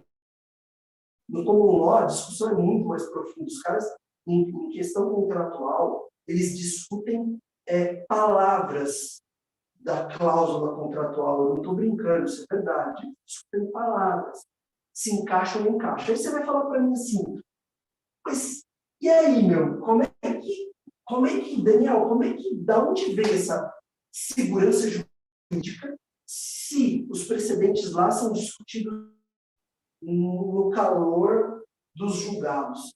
É que é o seguinte, gente, a segurança jurídica ela advém do fato de que o tribunal ele não revoga, um tribunal como o law, ele não revoga um precedente, entende? Se aquele precedente é ou não aplicado ao caso concreto, é uma outra conversa. Mas o precedente em si, o tribunal, ele não vai revogar facilmente. E os juízes respeitam muito o que foi decidido antes. É daí que vem a segurança jurídica. Deu para entender? Não é da técnica em si. Você pode importar toda a técnica do common law para o Brasil, mas o comportamento dos nossos tribunais é um comportamento que gera insegurança. Tem juiz que não abre mão de decidir o que ele quer, e faz, você não altera a minha decisão, eu não altero a sua. Isso causa um caos jurídico fenomenal. Eu já fiz pesquisa de jurisprudência em Câmara Criminal do TJ de São Paulo, que depois eu liguei para o meu colega, falei, o que acontece nessa Câmara aqui? Os mesmos juízes têm posições diferentes a depender da posição dele na turma, entende? Se ele é o relator, se ele é o segundo juiz, se ele é o vogal. E aí ele me explicou, meu Deus do céu, gera uma insegurança absurda. É isso que a gente tinha que falar dessa matéria, tá? Sobrou pouco tempo, na verdade, mas eu vou marcar mais um encontro. A gente vai falar, então, um pouquinho agora de defensoria no CPC, para mudar um pouco o tema. Primeira coisa que eu queria falar de defensoria no CPC é o seguinte: Sem dúvida nenhuma, a existência da defensoria no CPC é um reconhecimento institucional, né? A defensoria, até então, ela só tinha sido mencionada no Código de Processo Penal, mas o Código de Processo Penal, ele menciona a defensoria pública de maneira pontual, por meio das reformas de 2008, 2011, eles citam a defensoria pública. No Código de Processo Civil, houve menções à defensoria pública de uma maneira mais estruturada. Inclusive, tem um capítulo de defensoria pública no CPC. Então, esse é o primeiro ponto. Houve um reconhecimento institucional? Houve. Mas isso traz uma discussão jurídica que é importante. Quando o CPC diverge de uma lei orgânica, a nacional, que é 80 de 94, uma lei orgânica estadual, a paulista, a 98806, enfim, as outras leis estaduais e a lei distrital também. O que acontece quando o CPC diverge de uma lei orgânica? O que prevalece? Bom, a questão é, e isso é uma premissa muito importante da matéria. O parágrafo 1º do artigo 134 da Constituição Federal diz claramente que a Defensoria Pública vai ser organizada por meio de lei complementar e atribuições, prerrogativas, garantias, tudo isso é função da lei complementar. Eu não sei se é o princípio da especialidade. O que eu posso te dizer é que uma lei complementar, segundo a nossa Constituição Federal, o espaço da lei complementar é para algumas matérias que o Constituinte vira e fala: essas matérias eu quero que tenha um quórum mais amplo. Tá? E aí, então, elas vão ficar reservadas para a lei complementar. O resto vai de lei ordinária. Você perguntar? A instituição, ela nasce com a Constituição em 88, então? Não, então. A instituição, ela nasce no sentido, ela se nacionaliza, entende? Nacionaliza, que eu digo vale para a União, para todos os estados e para todos os estados e para o Distrito Federal a partir da Constituição Federal de 88. Existia defensoria? Existia. A Defensoria Pública do Rio de Janeiro talvez seja o exemplo mais evidente, mas isso foi uma iniciativa local de uma lei estadual carioca que criou a Defensoria do Rio. Só que a Constituição Federal de 88, o que ela fez? Ela constitucionalizou uma instituição. Esse foi o movimento, entendeu? Então, a Constituição Federal Brasileira, no 134, parágrafo 1º, fala claramente: regulamentação da Defensoria Pública, lei complementar. Não dá para ser lei ordinária. Então, a gente vai ver nos comentários que eu vou fazer sobre Defensoria no CPC, o seguinte: o CPC fala do prazo em dobro, né? Que a Defensoria Pública goza de prazo em dobro. O CPC criou essa prerrogativa do prazo em dobro? Não. Quem fala de prazo em dobro? A lei orgânica nacional, as leis orgânicas estaduais e distrital. Elas que criaram, porque garantia é matéria de lei complementar, né? Faz parte da organização da Defensoria Pública as garantias do cargo. E uma dessas garantias e prerrogativas, melhor dizendo, é o prazo em dobro. Então, se o CPC fala que tem prazo em dobro, tá? Ele não está criando a prerrogativa, ele está só divulgando. É uma legislação simbólica. Tá, Daniel, e se o CPC for revogado nessa disposição? Tá? Revoga-se o prazo em dobro da Defensoria no CPC. Vai ter um monte de juiz que vai dizer que está intempestivo porque não tem prazo em dobro. Mas aí, essas decisões serão erradas. Por quê? Porque a lei complementar é que concede o prazo em dobro para a Defensoria Pública. Então, A Defensoria Pública entrou no CPC e isso trouxe ganhos para a gente, tá? Mas muitos desses ganhos são ganhos mais simbólicos do que efetivos, porque a gente tem leis orgânicas por trás da gente. Então tem que ter essa noção, tudo bem?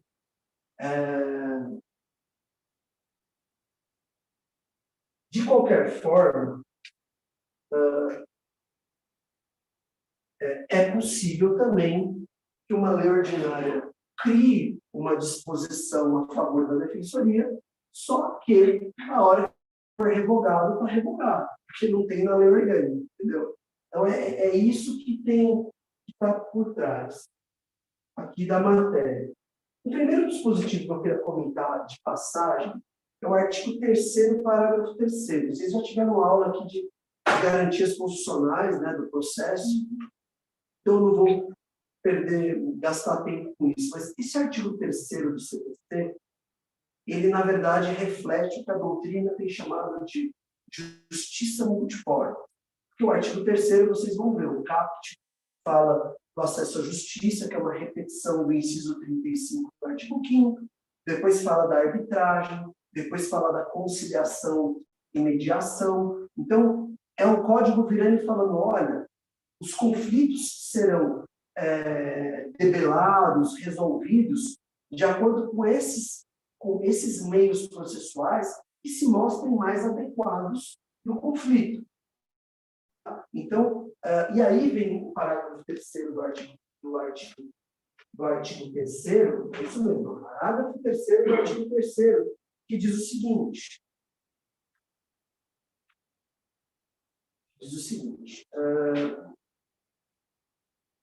a conciliação, a mediação e outros métodos de solução consensual de conflitos deverão ser estimulados por juízes, advogados, defensores públicos, membros do MP, inclusive no curso do processo judicial. Como é que essa... Então, veja, defensoria no CPC é o tema. Aqui está falando de defensor público. Nós temos que estimular, né, o consenso, por meio desses instrumentos aí, mediação, conciliação e outras técnicas consensuadas que são o que nós podemos criar, né? A lei ela não tem uma tipologia fechada de métodos consensuais. A própria Defensoria de São Paulo, no atendimento inicial dela na triagem, ela usa um método consensual que você não consegue encaixar nenhuma conciliação, nenhuma mediação. Muitas vezes é uma mistura. Eles vão lá conversando. Bom, qual que é o papel do defensor público nessa história? O papel do defensor público tem que ser de acordo com a teoria de acesso à justiça. O que diz? Qual é uma parte dessa teoria de acesso à justiça? É o seguinte: cada conflito vai ser processado pelo meio processual que se mostre mais adequado com a sua efetiva resolução. Vocês já ouviram falar disso? Uma ideia tranquila. Bom, família. Família costuma ser um tema que os autores dão como exemplo de, olha, família costuma dar mais certo mediação, que tem a finalidade de reconstruir o diálogo para depois uma conciliação. A conciliação ela não tem a finalidade de reconstruir o diálogo, ela parte da premissa que já existe um diálogo entre as pessoas. Então, família existem litígios no campo da família que normalmente o meio mais apropriado, assim que a gente fala, mediação, conciliação e outros meios consensuais. Mas nós não podemos nos demitir da análise concreta. E eu gosto de dar o exemplo da violência doméstica. A violência doméstica não é um problema de família em geral, muitas vezes é família. Tá? Pode não ser, tá? Mas em geral é família. É ex-mulher, ou esposa, ou ex-esposa, ex-namorada, namorada, irmã, né? Bom, a mulher chega lá dizendo que foi espancada, né? Chega estourada, sangrando, ou muito machucada. O que você vai fazer? Você é defensor público. Você vai agendar uma conciliação para daqui a 15 dias na agenda da defensoria? É isso que você vai fazer? Não. Primeiro você vai providenciar uma protetiva, né? Ou ajuizando uma ação judicial ou se conversando com o delegado hoje tem poderes para constitutivas, né, para garantir a segurança dessa mulher. Dependendo do tipo de violência que ela sofreu, tem que ir até para a casa-abrigo. Tá? Então, o primeiro papel da Defensoria Pública nesse tipo de conflito é o quê? Fazer cessar a violência. Né? Cessou a violência, é possível, Daniel, marcar depois mediação, conciliação? Bom, é um tema polêmico. Existe uma parcela de colegas, normalmente são as nossas colegas, enfim, que defendem que violência doméstica de jeito nenhum pode ter meio consensual depois, entendeu? Eu me filio a uma corrente mais branda, que acha que cessar da violência, eu acho que dá para sentar e conversar. Mas eu sempre faço um alerta que é muito importante. Eu não defendo que eles sentem para conversar, para refazerem o relacionamento. Não é isso. Tá? É porque, normalmente, gente, existem casos concretos em que aquela mulher ela não tem como cortar relações com a pessoa, exceto se o homem for uma pessoa extremamente perigosa. Entendeu? Aí corta. Mas se é uma pessoa que cometeu violência, mas não é um criminoso habitual, passou-se por ela, a violência cessou, o homem também está tendo conversas, enfim, roda de conversa de violência, etc. Eles têm um filho em comum. Como que não vai sentar para conversar? Entendeu? Então, assim, a única coisa que eu defendo é o seguinte: no caso de violência doméstica, primeiro você faz cessar a violência, garante a integridade dessa mulher, psíquica, física, moral. Agora, a hora que essa violência cessa, passa um tempo, essa mulher ela já conseguiu uma decisão liminar de alimentos, tal, você consegue diminuir um pouco a desigualdade e tem filhos, por que não conversar numa mediação com filhos? Tá? Não é para voltarem a se relacionar, é para eles sentarem e falar: o que você fez foi errado pra caramba, eu não quero mais ficar com você, mas você tem filho, meu, você tem que entrar, não pode largar seus filhos, né? E a gente precisa conversar, né? Eu não quero voltar ao relacionamento, mas a gente precisa conversar. Então, eu acho que, para fins de vida prática e para prova também de defensoria, eu acho que precisa tomar esse cuidado. A família é mesmo um meio consensual, normalmente se mostra o meio mais adequado, mas quando tem violência, não. Tá? E eu acho que, numa prova, se você tiver um defensor público mais radical, mais que vira e fala: eu entendo que não cabe de jeito nenhum mediação no caso de violência doméstica se ocorreu a violência, né, eu ponderaria isso. Eu falaria: olha, eu acho que, como regra geral, não cabe mesmo, mas veja, se a mulher já está protegida, cessou a violência e ela tem filho, ela tem como criar sozinha, a criança tem direito. O ECA está aí, o ECA, Tratados de Direitos Humanos de Crianças, de Infância, né, e Juventude. Cara, a criança também tem o direito de ver o pai, ainda que o pai tenha sido um agressor. Temos que sentar e tentar ajustar isso. Mas todo esse exemplo, essas ponderações do que está aqui, para deixar claro o seguinte: o artigo 3º do CPC, como que ele tem que ser interpretado?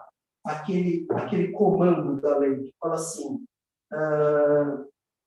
a conciliação, a mediação e outros métodos de solução consensual de conflitos deverão ser estimulados pelos defensores públicos e outras funções essenciais.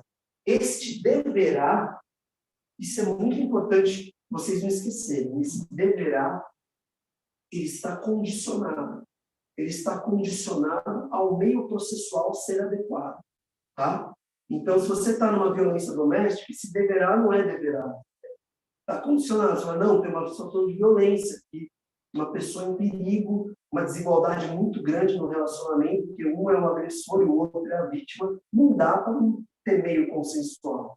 Tem que ser meio adjudicatório, liminar, medidas administrativas de casa-abrigo e por aí vai. Tudo bem?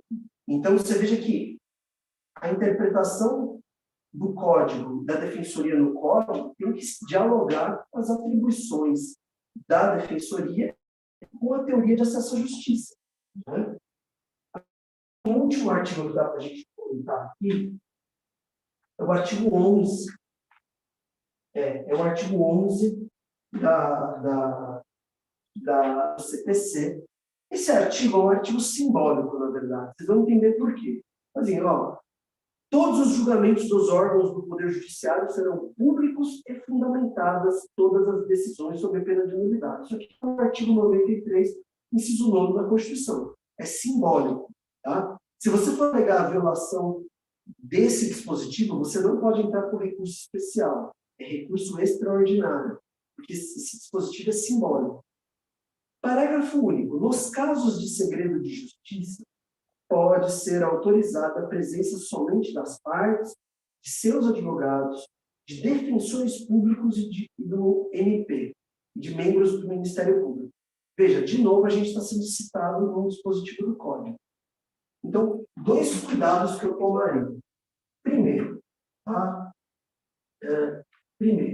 segredo de justiça e indivisibilidade. Vocês sabem, acho que essa altura do campeonato, vocês sabem o conceito de indivisibilidade da nossa lei orgânica e da própria Constituição que agora fala. A indivisibilidade diz respeito à atividade fim que a Defensoria Pública presta. Ela não é pessoal. Então, o Daniel está defendendo o réu no júri. Aí o Daniel tirou férias. Aí um outro defensor público entrou no meu lugar. É indivisível, é a instituição que está ali. Entendeu? Como interpretar o segredo de justiça com a indivisibilidade? Aqui em São Paulo, eu fui consultar um processo no tribunal e o tribunal não tinha acesso ao processo porque tinha o nome, na capa do processo, tinha o nome de outro defensor público e era segredo de justiça. Aí eu conversei lá, expliquei, falei que eu estava substituindo essa pessoa. E aí o tribunal soltou um comunicado dizendo que os defensores públicos podem ter acesso aos processos de segredo de justiça pela indivisibilidade da instituição. Então esse é um cuidado que eu tomaria na interpretação desse dispositivo pela luz da Defensoria Pública. Mas tem uma outra questão. Vocês sabem que a nossa lei orgânica, no artigo 4º, é o 4A, isso. No artigo 4A, ele diz o seguinte: são direitos dos assistidos da Defensoria Pública, além daqueles previstos na legislação estadual, a atuação de defensores públicos distintos, quando verificada a existência de interesses antagônicos ou colidentes. Então, se tem assistidos com interesses antagônicos e colidentes, né, é necessário que haja um defensor para cada assistido. Então, precisa também tomar cuidado com isso. Às vezes, vão ter situações que um defensor não vai ter o direito de acessar aquele processo. Pode acontecer. Porque se ele está representando um outro conflito, uma pessoa que está em interesse antagônico, não existe esse movimento intercambiado. Né? Um defensor público vai estar vinculado com um assistido, o outro defensor público com outro assistido. E, inclusive, as estratégias de atuação não podem ser compartilhadas entre eles. Eles estão em lados opostos. Né? Então, a segredo de justiça incidir de maneira diferente. Se eu sou um defensor público que estou representando os interesses do filho de um assistido que está num processo que tem segredo, e ali existem conflitos, e o filho está conflitando com o pai, eu não tenho como acessar aquele processo sem autorização judicial. Entende? Eu não tenho. Porque são interesses conflitantes. Então, precisa... Isso é uma coisa que nem tem na jurisprudência, mas é uma coisa que nós, defensores internamente, a gente tem que discutir para não criar questionamentos éticos, né? Que nos coloquem na berlinda e falem, vocês avacalham tudo, meu. Né? Tem que ter digamos assim, um sentimento de confiança na instituição. Né? Eu acho assim, gente, deu 10 horas, falta 3 para as 10, eu vou encerrar. No nosso próximo encontro, a gente vai continuar essa matéria. Vamos falar, eu já vou começar de curadoria especial, tá? No CPC, e aí a gente vai terminar essa matéria. Vamos falar de coisa julgada e tal, e aí tem a matéria de reformas do CPC, as reformas do processo civil, que é uma matéria que eu vou dar também, eu vou ter que marcar um outro dia para eles, tá bom? Então, eu estou à disposição para quem estiver assistindo a gente, tiver dúvida, está longe assistindo, pode mandar uma mensagem no meu Instagram, que eu acompanho, eu posso responder, e aí eu desejo uma ótima noite a todos, bom fim de semana, tá? E ótimos estudos, ótimo estudo aí a todos, tá bom?